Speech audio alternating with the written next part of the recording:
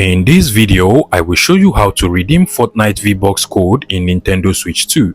And to do that, basically from the top of your Nintendo Switch 2, you want to press on this R button to navigate through the menus on your Fortnite until you get to the V-Bucks code section over here. Now you want to go ahead and select your package. In this case, I'll be selecting the 1000 V-Bucks for $9 over here. So just press on the A button once you select your package. Now go ahead and press on the purchase button by just long pressing on the A button again, just like so, and this will actually open up the Nintendo eShop for you.